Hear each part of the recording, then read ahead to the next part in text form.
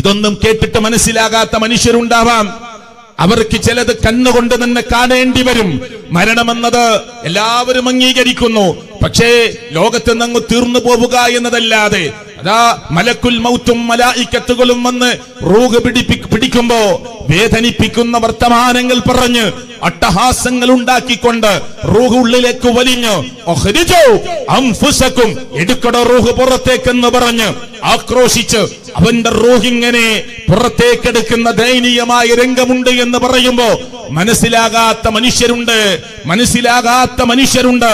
മുതുകിലും അവന്റെ മുഖത്തും മാഞ്ഞടിച്ചുകൊണ്ട് ആക്രോശിച്ചുകൊണ്ട് ദുർമാർഗികളായി ജീവിച്ചവർ, അക്രമികളായി ജീവിച്ചവർ, നന്ദികെട്ടവരായി ജീവിച്ചവർ, സൃഷ്ടാവായ റബ്ബിന്റെ നിയമങ്ങളെ കാറ്റിൽ പറത്തിയവർ, തന്റെ പുറങ്കാലുകൊണ്ട് തട്ടിമാറ്റിയവർ, നാളെ വേദനിക്കുന്ന കഠിനകഠോരമായ വേദന അനുഭവിച്ചുകൊണ്ട് ലോകത്തുനിന്ന് മരണപ്പെട്ടു പോകുമെന്ന് പറയുമ്പോ അതൊന്നും വിശ്വസിക്കാതെ തള്ളിപ്പറയുന്നവർക്ക് നാളെ ഒരുപക്ഷെ ആ വേദന അനുഭവിക്കുമ്പോ കണ്ണുകൊണ്ട് കാണേണ്ടി വരും.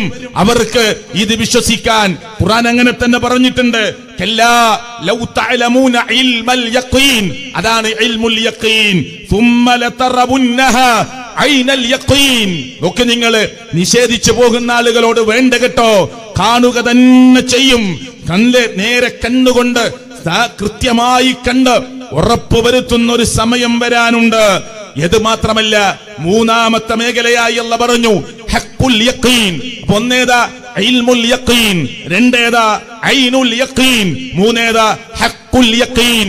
മരണം കൊണ്ടും അവസാനിക്കാതെ നാളെ റബ്ബിന്റെ കോടതിയിൽ ചെന്ന് നിന്ന് സ്വർഗ നരകങ്ങളെ അനുഭവിക്കുന്ന പ്രിയപ്പെട്ടവരെ ആ വല്ലാത്ത രംഗമുണ്ടല്ലോ. ഞാൻ പറഞ്ഞല്ലോ, കേട്ടിട്ടും പഠിക്കാൻ ശ്രമിച്ചിട്ടും അല്ലെങ്കിൽ വിളിച്ചിട്ടും സത്യത്തിലേക്ക് വിളിച്ചിട്ടും അത് ചെവി കൊടുക്കാതെ മാറി നടക്കുന്ന മനുഷ്യർക്ക് ചിലപ്പോ കണ്ണുകൊണ്ട് കാണേണ്ടി വരും. അനുഭവിക്കേണ്ട ഘട്ടം, അവന്റെ തൊലി അനുഭവിക്കുന്ന ഘട്ടം, അവന്റെ ശരീരം അനുഭവിക്കുന്ന ഘട്ടം നേർക്ക് നേരെ വരേണ്ടി വരും.